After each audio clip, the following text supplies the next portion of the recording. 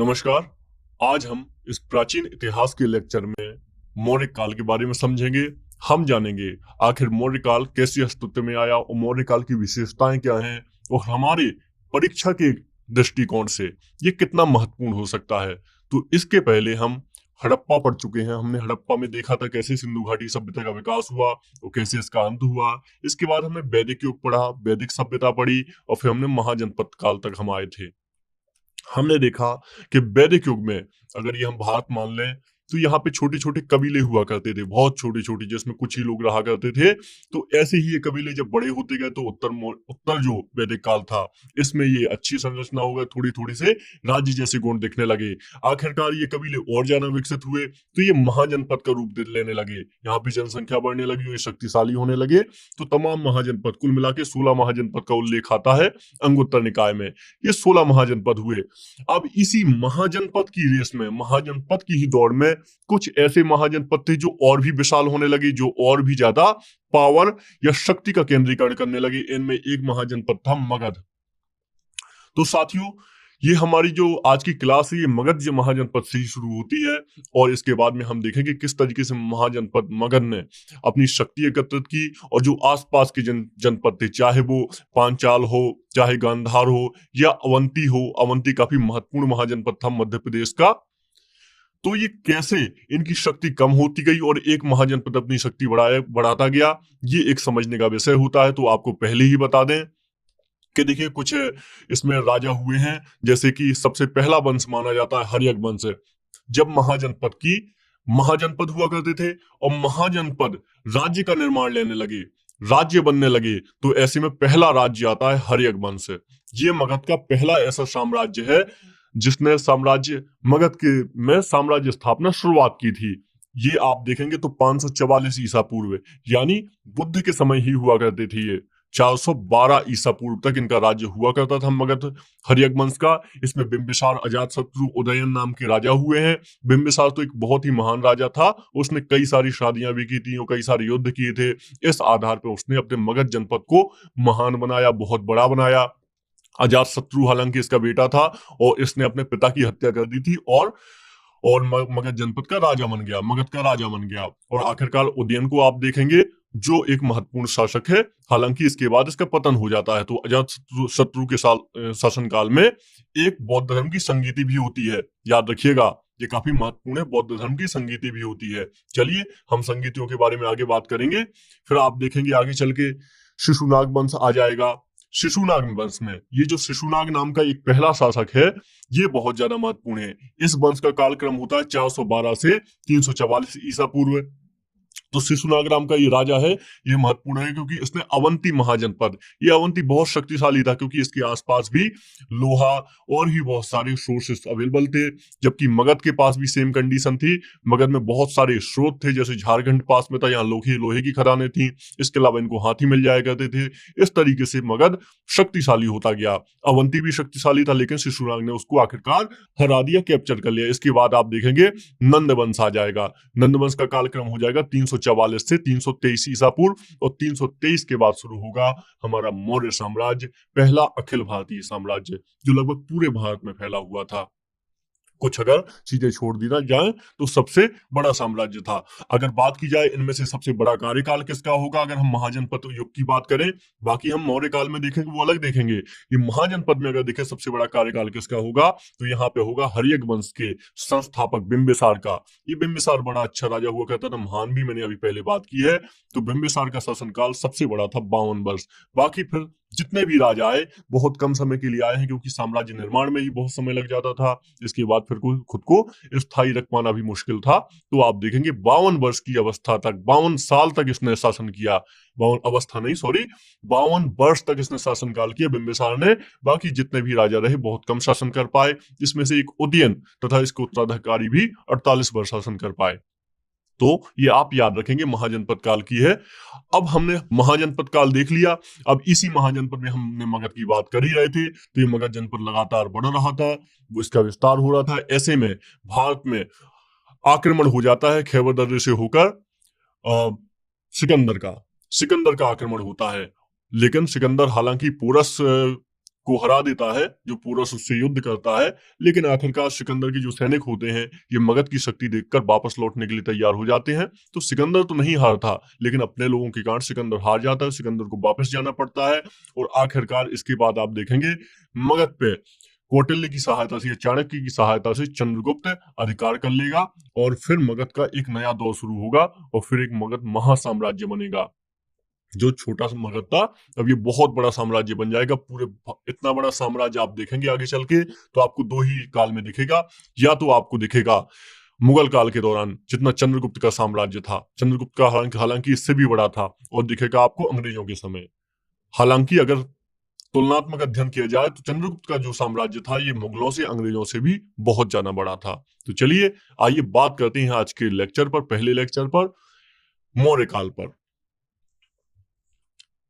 मौर्य काल, तो आइए मौर्य काल पर बात करते हैं। और मौर्य काल के बारे में अगर हम देखें, एक बेसिक जानकारी देखें कि मौर्य काल की शुरुआत क्या है, तो आपके लिए बहुत ही स्पष्ट जवाब है 322 ईसा पूर्व। ईसा पूर्व का आप मतलब समझ गए होंगे, हमने पहले ही बात की थी इसके बारे में।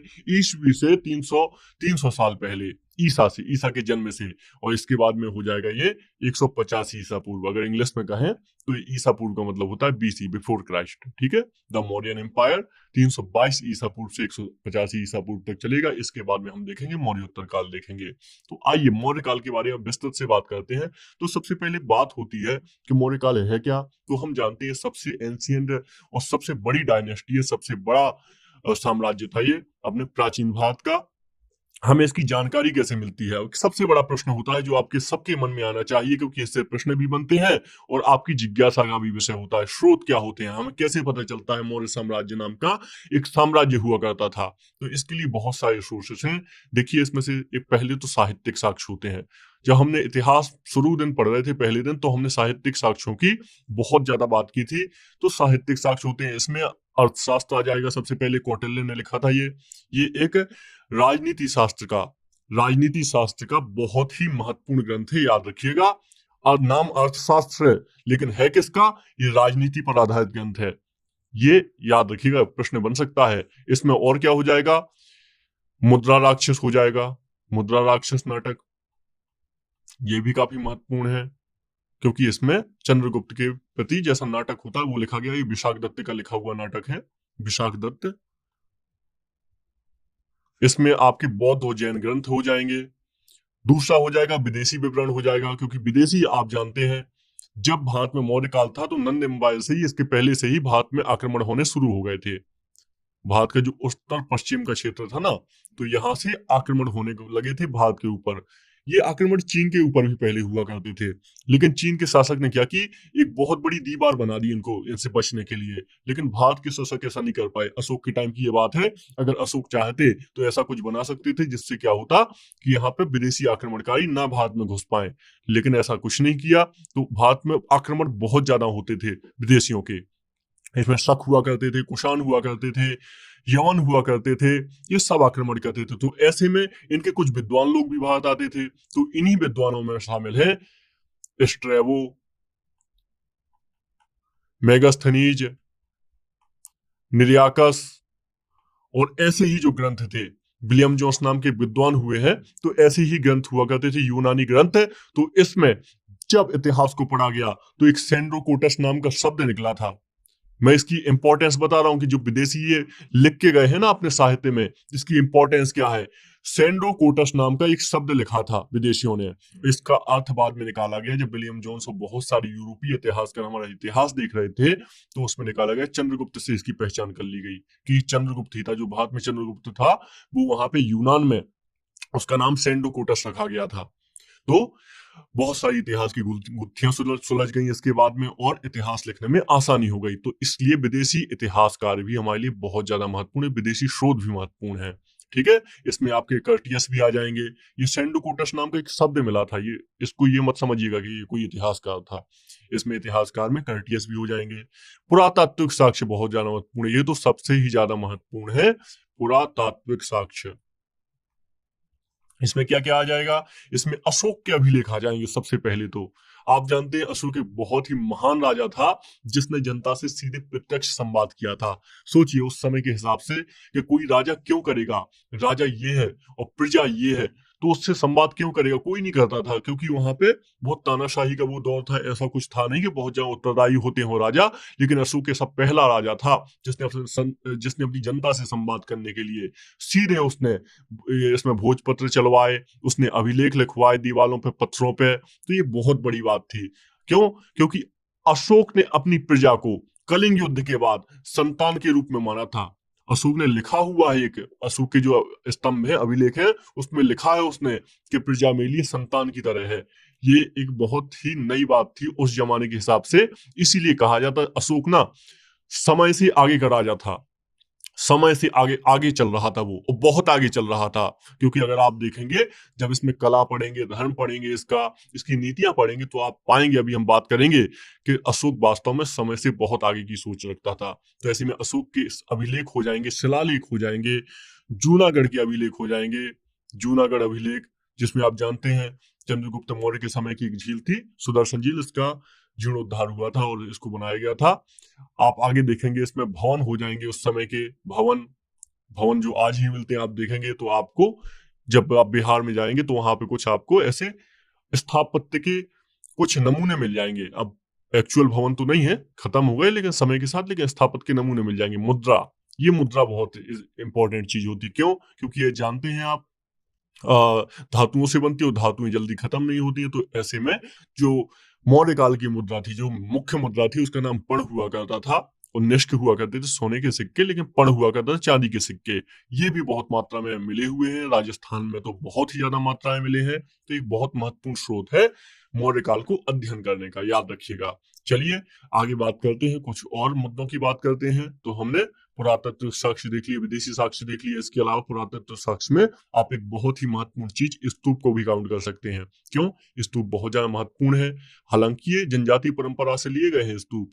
अगर आप बात करें कि कहाँ से आए स्तूप, मतलब कैसे विचार आया उसको, अशोक को स्तूपों का, तो ये जनजातीय परंपरा से लिए गए हैं। तो स्तूप एक बहुत महत्वपूर्ण चीज है, क्योंकि इसमें बहुत सारे अभिलेख लिखे हुए हैं और इसकी बहुत सारी चीजें हैं इसमें ऐसी जो मौर्य काल को समझाती हैं हमें। चलिए, तो हमने साक्ष्यों के बारे में बात कर ली, तो हम कुछ और बात करते हैं। देखिए, मौर्य समाज साम्राज्य की स्थापना कैसे हुई। दरअसल नंद वंश में हम जानते हैं धनानंद का शासन हुआ करता था। धनानंद का शासन हुआ करता था। ये बहुत ही अलोकप्रिय शासक हुआ करता था, जनता भी इसके साथ में नहीं थी। बहुत ज्यादा अलोकप्रिय था, क्रूर अत्याचारी शासक हुआ करता था, मदिरा वगैरह में डूबा रहता था, सोमरस में व्यस्त रहता था। ऐसा शासक था ये धनानंद। तो इसके बाद में क्या हुआ, अलोकप्रियता का फायदा उठाया कौटिल्य ने और चंद्रगुप्त ने, और आखिरकार आप देखेंगे समय के साथ चंद्रगुप्त ने इसको आपदस्थ कर दिया और खुद एक साम्राज्य की नींव रखी।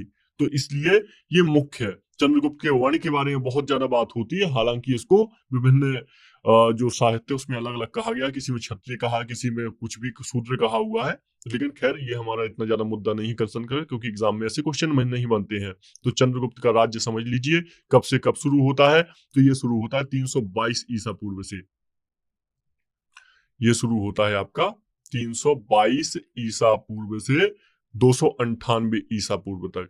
ये आप याद रखिएगा, चंद्रगुप्त मौर्य के शासन वंश की टाइमलाइन है, यहां तक रहा। इसके बाद में उसने क्या किया अपने अंतिम क्षणों में, उसने पहले अंतिम क्षणों की बाद में बात में करेंगे, उसने इसमें बहुत ही ज्यादा साम्राज्य का प्रशासन प्रशासन अच्छा प्रशासन की नींव रखी उसने। उसने इस प्रशासन के जरिए ही, क्योंकि जो मौर्य काल का प्रशासन है ना, ये अब तक के भारत के सबसे बृहद प्रशासनों में से एक गिना जाता है, एक विशाल प्रशासन के रूप में गिना जाता है।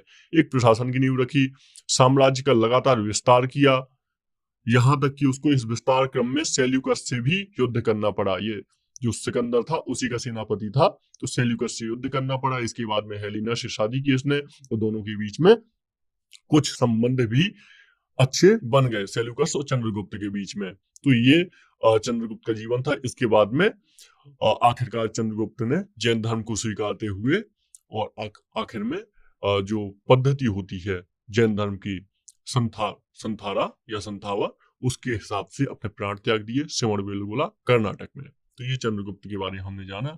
तो आइए दूसरे राजा के बारे में बात कर लेते हैं। ये दूसरा राजा होता है बिंदुसार, जो चंद्रगुप्त का पुत्र था, और इसने अपने पिता के साम्राज्य को पूरी तरह से अक्षुण्ण बनाए रखा और लगातार इसका विस्तार भी किया। इसका और इसको एक नई उपाधि के नाम से जाना जाता है, जिसको अक्सर एग्जाम में पूछा जाता है, अमित्रघात। अमित्रघात। इसके लगातार जो भी बाहर के देश थे, यूनान था और भी ईरान था, जितने भी देश थे, इन सब के साथ इसका बहुत ही अच्छा संबंध हुआ करता था, और ये भी काफी प्रतापी राजा हुआ है। तो आखिर में अशोक नाम का राजा बनता है। और इस अशोक के बारे में हम जानते हैं, अशोक का कालक्रम। तो अशोक का कालक्रम होता है 273 ईसा पूर्व से इसका 232 ईसा पूर्व तक शासन काल रहता है। याद रखिएगा, ये बिंदुसार का पुत्र था। और इसका वास्तविक राज्याभिषेक कब होता है? ये होता है 269 ईस्वी में इसका राज्याभिषेक होता है। हालांकि सारे ग्रंथ अलग अलग बोलते हैं, लेकिन फिर भी एक आम सहमति है कि हाँ, इसका राज्याभिषेक इस काल में होता है। तो ये बहुत ज्यादा महत्वपूर्ण है। और चलिए याद रखिए, इसके पहले अशोक क्या हुआ करता था? अशोक सम्राट बना, इसके पहले उज्जैन का राज्यपाल हुआ करता था। इसलिए उज्जैन, वही उज्जैन जिसकी हमने बात की थी अवंतिका की महाजनपद काल में, तो उज्जैन का राज्यपाल रहा था। यहाँ पे उसने एक शादी भी की, उसने यहाँ पे विवाह भी किया, और यहाँ पे बहुत सारे उसने अच्छे कार्य भी किए। खैर, ये अलग विषय है, लेकिन यहाँ पे उज्जैन का राज्यपाल था इसके पहले अशोक, ये याद रखिएगा। एक जैन अनुश्रुति है, इसके आधार पे कहा जाता है कि जो अशोक ने शासन संभाला था ना, ये बिंदुसार की इच्छा के विरुद्ध संभाला था, क्योंकि बिंदुसार चाहता था इसका दूसरा पुत्र, बड़ा पुत्र जो है, तो वो इसका शासक बने। हालांकि अशोक ने ऐसा नहीं किया। और एक सिंघली अनुश्रुति है, या सिंघली यानी श्रीलंकन अनुश्रुति, जिसके हिसाब से इसने 99 भाइयों को मार भी दिया था अपना राज्य हासिल करने के लिए, ऐसी एक अनुश्रुति भी आती है। तो चलिए आइए कुछ स्रोत के बारे में बात कर लेते हैं, और अशोक से संबंधित, ताकि हमको कुछ आसानी हो जाए। एक यहाँ पे चीज याद रखिएगा, इसको बुद्ध शाक्य कहा जाता है, अशोक को। ये भी कभी एग्जाम में प्रश्न बन सकता है। क्यों बन सकता है ये प्रश्न? क्योंकि आप जानते हैं भगवान बुद्ध को शाक्य मुनि कहा जाता था। महात्मा बुद्ध को शाक्य मुनि, शाक्य गणराज्य संबंधित थे शाक्य मुनि, तो अशोक को बुद्ध शाक्य भी कहा जाता है। ठीक है, ये अशोक ने क्यों कहा जाता है? क्योंकि अशोक ने खुद को कहा है शाक्य मुनि। जो मास्की का शिलालेख है ना,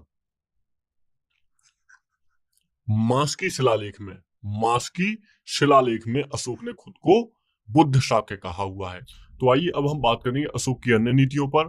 तो अभी तक हमने ये मौर्यन एम्पायर को देख लिया, इसका टाइम पीरियड देख लिया, हमने चंद्रगुप्त मौर्य के बारे में जान लिया, और हमने इसके पुत्र के बारे में भी जान लिया। चंद्रगुप्त ने कैसे विस्तार किया साम्राज्य का, हमने ये पूरा देख लिया था। कैसे इसने भारत का जो साम्राज्य था, ये छोटा सा मगध साम्राज्य हुआ करता था, इसको पूरे भारत में एक्सपेंड कर दिया। यहाँ पे आप अगर ये मदुरई वाला क्षेत्र छोड़ दें तो ये एक्सेप्शन, तो ये पूरा कवर कर लिया था। इसके अलावा यहाँ पे कुछ उसने असम के आसपास का भी कुछ क्षेत्र नॉर्थ ईस्ट का छोड़ दिया था, और बाकी ये पूरा साम्राज्य मगध साम्राज्य के अधीन हो गया था। ये सब पॉसिबल कैसे हो पाया? ये मुमकिन हो पाया तो एक प्रशासनिक संरचना के कारण।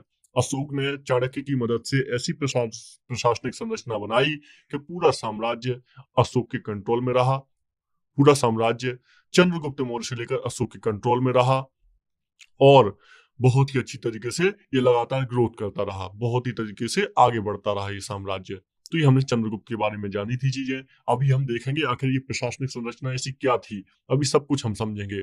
और तो चंद्रगुप्त मौर्य के बारे में हमने जाना, ये बिंदुसार के बारे में भी हम देख चुके हैं, अमित्रघात इसको कहा जाता है। अशोक के बारे में हम जान रहे हैं, तो हमने अशोक का बेसिक परिचय जान लिया है। अब अशोक की कुछ नीतियों के बारे में जानते हैं, ताकि इससे हमें पता चल सके कि अशोक अलग क्यों है सबसे।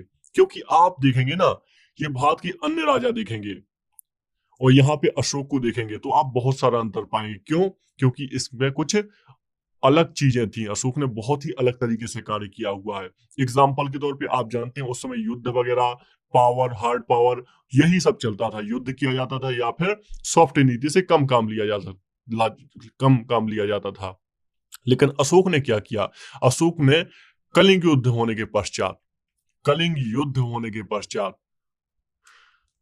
एक उसने नई घोषणाएं करवाई, जनता को प्रजा माना, और इसके साथ बौद्ध के धम्म एक प्राकृत भाषा का शब्द है, और जब इसको हम प्रॉपर हिंदी में लेते हैं तो धर्म कर देते हैं। तो उसने जियो और जीने दो की नीति को एक्सेप्ट किया। जी और जीने दो की नीति को उसने एक्सेप्ट किया और अपनी जो राजदूत भेजे जाते थे इसकी जगह पर उसने धर्मदूत भेजने शुरू किए। सोचिए मतलब कितना बड़ा दृष्टिकोण था उसका कि उसने राजदूत की जगह धर्मदूत का सहारा लिया और इस तरीके से उसने सॉफ्ट नीति को सहारा लिया, सॉफ्ट नीति को एक्सेप्ट किया। आप देखते हैं आज के टाइम में सॉफ्ट नीति चलती है, कूटनीति होती है। ये तो अशोक ने आज से मतलब ईसा से ही 200 साल पहले कर दिया था। तो सोचिए कितना महान दृष्टिकोण था। जियो और जीनो दो की नीति पे इसने लिया। इसके अलावा इसके जो शिलालेख बताते हैं उसके हिसाब से बहुत ही सहिष्णु हुआ करता था। मतलब ऐसा नहीं कि ये बौद्ध धर्म का है तो किसी और धर्म को एक्सेप्ट नहीं करेगा। इसने सभी धर्मों का खुल के स्वागत किया और सभी को बढ़िया तरीके से मौके दिया। आप जिसको मानना चाहे माने और कभी भी बौद्ध धर्म अपनाने के लिए किसी पर जबरदस्ती कोशिश नहीं की ऐसी। तो ये सब बहुत बड़ी चीजें हैं। इसके अलावा हमें अशोक के अभिलेखों से पता चलता है इसने पर्यावरण संरक्षण पर बल दिया। इसने पशुओं के जो मतलब बहुत ही अनावश्यक तरीके से हानि पहुंचाई जाती थी पशुओं को, उनकी जो वध किया जाता था उनका, उस पर रोक लगाई। इस तरीके से पर्यावरण संरक्षण में भी इसका बहुत बड़ा योगदान है। इसके अलावा आज हम देखते हैं कि लुक ईस्ट नीति नीति सुनते जब आप पॉलिटी पढ़ेंगे, पॉलिटिकल साइंस या फिर पॉलिटी और कॉन्स्टिट्यूशन, तब आप जानेंगे कि लुक ईस्ट नीति क्या होती है, एक्ट ईस्ट नीति क्या है। इसके अलावा तो इसने उस समय पे look west and look east नीति की इस पे झलक मिलती है। हमें कैसे मिलती है? एग्जाम्पल के तौर पे जब अशोक ने अपने धर्मदूत भेजे तो ये धर्मदूत दुनिया के बहुत सारे हिस्सों में गए। अगर ये भारत है तो श्रीलंका में भी भेजे अशोक ने धर्मदूत। अशोक ने यहाँ पे जो नॉर्थ ईस्ट ये सॉरी साउथ ईस्ट कंट्री है यहाँ पे भेजे। चीन में भी अशोक ने भेजे। इसके अलावा और भी जो यूनान है, यूरोप है, यहाँ पे भी अशोक ने हर जगह दूत भेजे अपने। इस आधार पे क्या हुआ, अशोक ने उनके साथ राजनीतिक संबंध भी स्थापित किए और धर्म के माध्यम से धार्मिक संबंध भी स्थापित किए। तो ये अशोक की जो नीति थी सबसे अद्वितीय थी उस जमाने में। और ये सब कैसे वो कर पाया? चाणक्य की बहुत सारी सहायता ली उसने और उसने खुद के अपने विवेक पे भी किया। अगर एक शब्द में कहें तो चाणक्य का जैसे कि जो बिहेवियर था और चाणक्य का जो दृष्टिकोण था ये बहुत ही यथार्थवादी हुआ करता था। चाणक्य समझा करता था कि सामरिक हमें गठबंधन करने चाहिए, हमें अपनी शक्ति बढ़ानी चाहिए, हमें आसपास के राजाओं को पराजित करना चाहिए। लेकिन जो अशोक था ये समझता था कि ऐसा कुछ नहीं हमें करना चाहिए, हमको आदर्शवादी रहना चाहिए और हमको अन्य दृष्टिकोणों से काम लेना चाहिए। युद्ध हमें सबसे अंतिम विकल्प मानना चाहिए। ये इनका अलग ही अशोक का एक दृष्टिकोण हुआ करता था। तो इनके कुछ शिलालेख भी अशोक के मिलते हैं जो आपको पता होना चाहिए। पहली बात तो इनके शिलालेख कई तरीके से मिलते हैं। इसमें से बृहद 14 शिलालेख हैं। बृहद 14 शिलालेख हैं। ये क्या है 14 शिलालेख? दरअसल अशोक ने भारत के विभिन्न भागों पर ये शिलालेख खुदवाए थे। ये जनता को संबोधित करने के लिए उसका सीधा एक तंत्र था। इसमें आप देखेंगे तो इसमें बहुत सारी ऐसी चीजें मिलेंगी। जैसे 14वां शिलालेख है, इसमें आपको मिलेगा धार्मिक जीवन बिताने के लिए प्रेरित किया जनता को अशोक ने। ऐसे ही आपको मिलेगा 11वां शिलालेख जिसमें धम्म नीति के बारे में उसने बात की है। धम्म नीति के बारे में बात की है 11वें शिलालेख में। ऐसे ही आपको 7वां मिलेगा, इसमें सहिष्णुता पर जोर दिया है कि मतलब कोई भी पंथ किसी पंथ पे जबरदस्ती आरोप सिद्ध नहीं करेगा, आरोप नहीं लगाएगा और जबरदस्ती दबाने की कोशिश नहीं करेगा। ऐसे ही आपके दूसरा शिलालेख है। दूसरा शिलालेख में पशु चिकित्सा की बात करता है। पहले शिलालेख में संतान कहता है, वो सारी प्रजा को संतान के रूप में कहता है। ये बृहद शिलालेख हैं। इसके अलावा आपने और भी देखे होंगे कुछ शिलालेख होते हैं जैसे कि अशोक का आपने नाम जरूर सुना होगा मास्की शिलालेख, मास्की अभिलेख। तीसरा गुर्जरा अभिलेख, गुर्जरा। चौथा आपने सुना होगा इसमें भाब्रू। तो इस तरीके की भी आपने बहुत सारे अभिलेख सुने होंगे जो अशोक से ही संबंधित हैं। इसमें बहुत कुछ में सब में अलग अलग लिखा हुआ है, लेकिन आपको बस ये थोड़ा सा एक कॉन्सेप्ट के हिसाब से चलना है ताकि आपको मेजर चीजें याद हो जाएं। इसमें से अशोक की जो अधिकतर अभिलेख है ना ये ब्राह्मी लिपि में लिखे हुए हैं। यहां से ही प्रश्न बनता है ब्राह्मी लिपि। लिपि का मतलब क्या होता है? लिखने का तरीका। ये तो अभिलेख हो गया, लेकिन ये अभिलेख किसी भाषा में लिखे गए होंगे ना। जैसे मैं ये देवनागरी लिपि में लिख रहा हूँ, ब्राह्मी लिपि आप देख रहे हैं। तो ऐसे ही इसकी अलग अलग लिपियां रही हैं। तो इसकी दो लिपियां हैं, दो अभिलेख हैं, शाह बाजगढ़ी तथा मानसेहरा। मानसेहरा ये खरोष्टी लिपि में है, याद रखिएगा। खरोष्ठी। ये खरोष्ठी लिपि एक और चीज होती, जैसे हम ये भाषा लिखते हैं तो हम लिखते हैं बाएं से दाएं की तरफ, यहां से हम शुरुआत करते हैं ना, लेकिन खरोष्ठी लिपि दाएं से बाएं लिखी जाती है। तो ये इसका मतलब समझ लीजिएगा। तो खरोष्ठी लिपि में ये दो अभिलेख लिखे हैं, पाकिस्तान में है शाहबाजगढ़ी और मानसेरा, ये आप याद रख लीजिएगा, कोई बड़ी बात नहीं है। इसके अलावा अशोक का एक बहुत ही बड़ा योगदान है कला के क्षेत्र में। धम्म, अशोक का हमने धम्म देख लिया।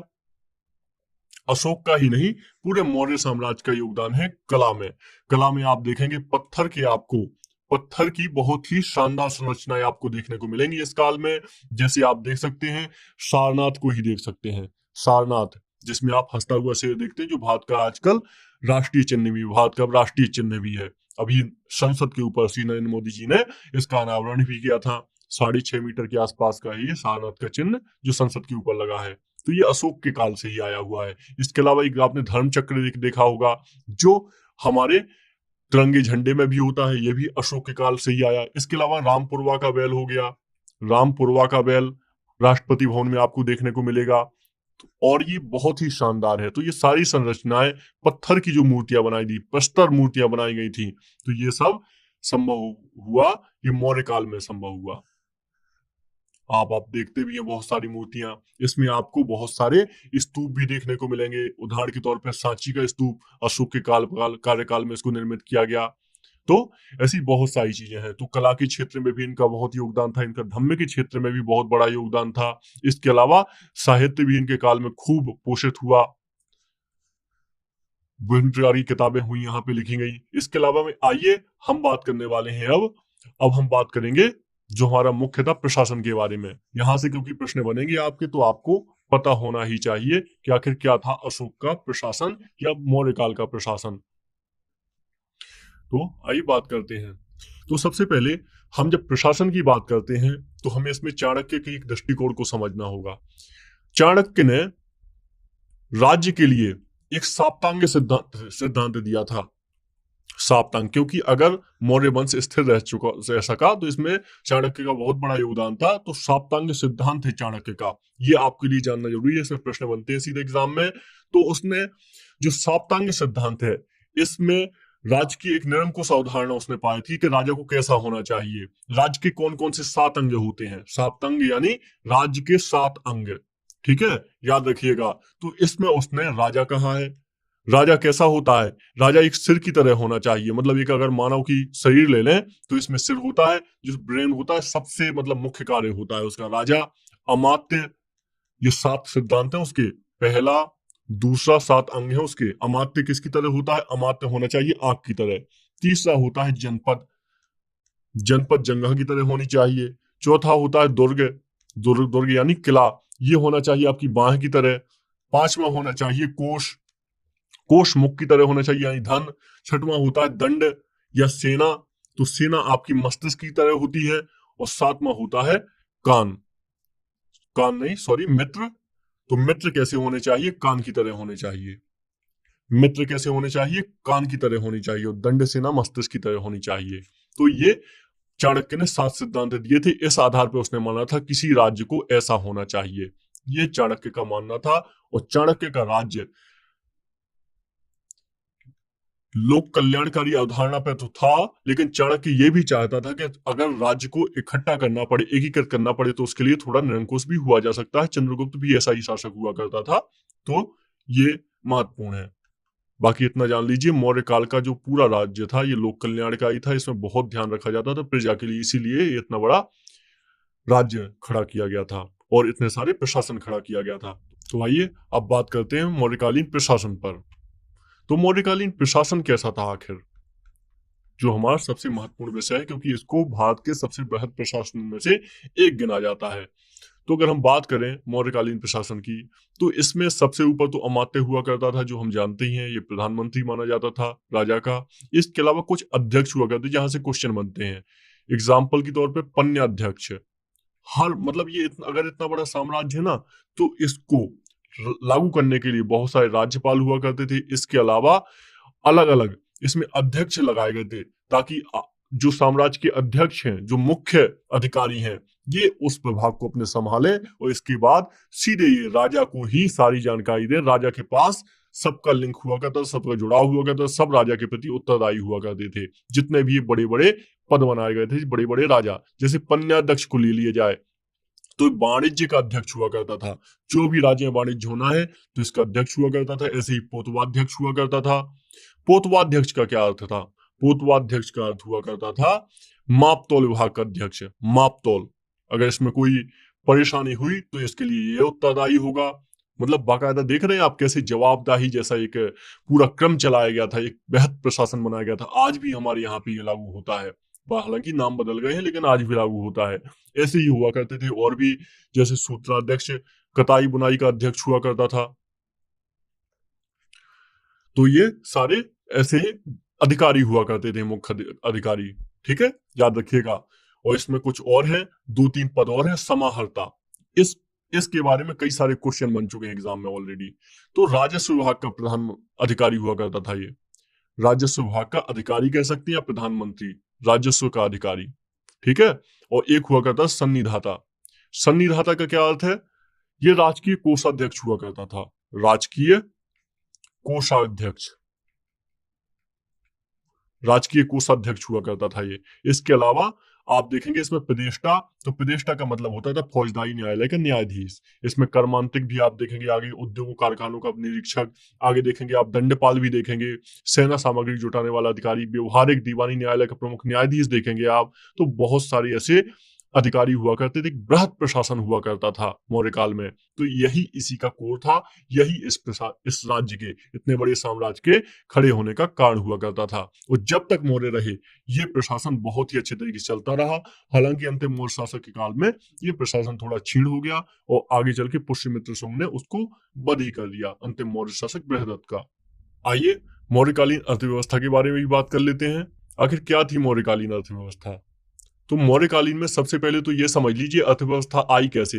आप जानते हैं जब वैदिक काल चल रहा था, वैदिक पीरियड, तो इसमें उत्तर वैदिक काल में जो कबीले हुआ करते थे उनका एक जो मुखिया हुआ करता था उसने राजा का रूप लेना शुरू कर दिया था, राजा जैसा बनना शुरू कर दिया था। इसके आधार पर बहुत सारे लोगों ने कृषि शुरू कर दी थी। कृषि करना क्यों? क्योंकि आप जानते जो पूरे वैदिक काल था वो पशुचारण था उसका प्रमुख पेशा, लेकिन यहाँ पे कृषि एक प्रमुख पेशा था।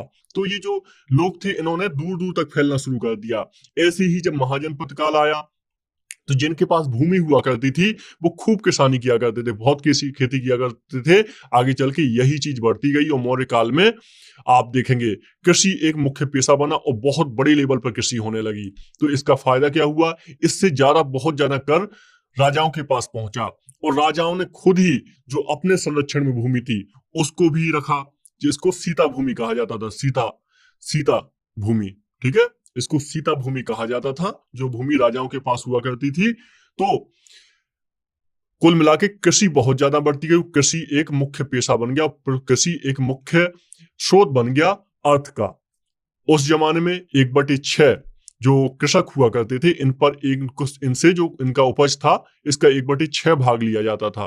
तो ये आपके लिए यही महत्वपूर्ण है जानना कृषि के बारे में। अर्थव्यवस्था संबंधित एक बहुत ही मुख्य बात है, ये याद रखिएगा। ठीक है, चलिए। और ये जो सीता भूमि इसके जो रख रखाव करता था उसको सीता अध्यक्ष कहा जाता था। तो हमने अर्थव्यवस्था के बारे में देख लिए। इसके अलावा सिक्कों के बारे में देख लेते हैं। तो जो मौर्य काल के मुख्य सिक्के थे चांदी के हुआ करते थे, इनको पड़ कहा जाता था। ये चांदी के सिक्के हुआ करते थे। इसके अलावा निष्क नाम का एक शब्द मिलता है, ये सोने के सिक्के के लिए जारी होता है। ठीक है, याद रखिएगा।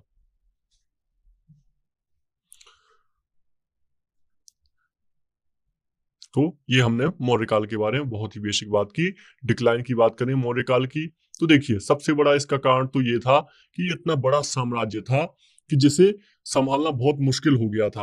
हालांकि जब तक महान राजा इसमें रहे, अशोक जैसे राजा रहे, चंद्रगुप्त रहे, तब तक इसका केंद्रीकरण बरकरार रहा। लेकिन जैसे ही इनकी मृत्यु हुई या फिर जैसे ही यहाँ पे योग्य राजाओं की कमी हुई तो ये बिखराव होने लगा और आप देखेंगे धीरे धीरे ये पूरा साम्राज्य बिखर जाता है। अंततः बृहदत्त की मृत्यु हो जाती है और सीधे पुष्यमित्र इस राज्य को संभाल लेता है, जो उसका सेनापति था। तो बहुत सारे लोगों ने इसके अलग अलग कारण बताए हुए हैं, जैसे कि एग्जाम्पल के तौर पे अगर हम बात करें, हरिप्रसाद शास्त्री कहते हैं धार्मिक नीति इसका कारण थी, ब्राह्मण विरोध के कारण इसको इस साम्राज्य का कोलैप्स हो गया, खत्म हो गया। हेमचंद्र राय चौधरी इसके बारे में बताते हैं सम्राट अशोक की अहिंसक नीति ने बहुत ज्यादा अहित किया इस साम्राज्य का। क्यों? क्योंकि इससे क्या हुआ, जो ये राजा हुआ करते अहिंसक नीति ने इनको दबा नहीं पाया अशोक। तो ऐसे में क्या हुआ, ये जो राजा जब तक अशोक रहा शांत रहे, इसके बाद में इन्होंने हिंसा का मार्ग अपनाया। और वैसे भी आप देखेंगे, जब तक अशोक रहा अहिंसा की नीति की अशोक ने ही अपनाई है। अशोक अपनी अहिंसा की नीति से किसी और को प्रभावित नहीं कर पाया, सिर्फ खुद ही प्रभावित हो पाया अशोक। तो ये भी एक कारण है। और इसके अलावा डीडी कोशाम्बी जी बताते हैं आर्थिक व्यवस्था का संकट, तो अर्थव्यवस्था कारण बताते हैं। तो ये कुछ बातें हैं जो उस विद्वान लोग कहते हैं मौर्य साम्राज्य के कोलैप्स के बारे में या पतन के बारे में। हालांकि इसका बहुत बड़ा योगदान है भारत के इतिहास में। आपको देखेंगे अगर पाएंगे तो मौर्य साम्राज्य ने बहुत कुछ दिया है भारत को। पहली बात तो एकीकरण किया। जब हमसे अंग्रेज कहते थे कि आप तो कभी एक राज्य रहे ही नहीं है, कभी आप एक राष्ट्र रहे ही नहीं है, तब हमने उनसे कहा था कि आप देखिए अर्थशास्त्र में कौटिल्य एक राष्ट्र की बात करता है भारत की। यहाँ पे शास्त्रों में जम्बूद्वीपे भारतखंडे भारतवर्ष जैसे शब्द मिलते हैं। हमारे शास्त्रों में जम्बूद्वीपे भरतखंडे भारतवर्षे आर्यावर्ती देशांतर्गते ऐसे हमको शब्द मिलते हैं। इस आधार पे हमने अंग्रेजों से कहा, चर्चिल जो थे प्रधानमंत्री, उनसे कहा कि भारत हमेशा से एक राष्ट्र था। और आप देख लीजिए, आप जब चले जाएंगे ना तो भारत फिर से एक राष्ट्र बनेगा। क्योंकि वो कहते थे कि आपके जो प्रांत हैं इनमें इतनी ज्यादा दूरी है जितनी दूरी जो ब्रिटेन है और पोलैंड में भी नहीं है, तो इसलिए आप एक नहीं रह पाएंगे। तो हमने अर्थशास्त्र का एग्जाम्पल दिया था उनको। तो ये आपके लिए इतिहास की समझ के लिए ये बात बेहतर थी।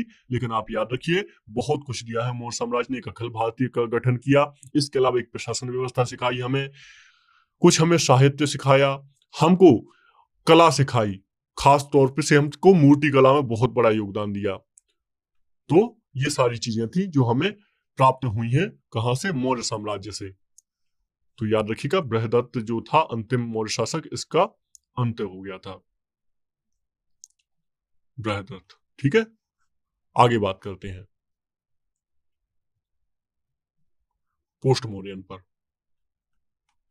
या फिर उत्तर मौर्य काल पर बात करते हैं अब। तो हमने लीगेसी की पहले ही बात कर ली है, इसके बारे में सारी चीजों के बारे में हमने डिस्कस कर लिया लगभग। हमने इसमें सारी अध्यक्ष प्रशासन का डिस्कस कर लिया, हमने वाणिज्य व्यापार अर्थव्यवस्था डिस्कस कर ली, और भी हमने बहुत सारी चीजें डिस्कस कर ली हैं, और इसकी लीगेसी भी हमने डिस्कस कर ली। चलिए मिलते हैं पोस्ट मौर्यन पे।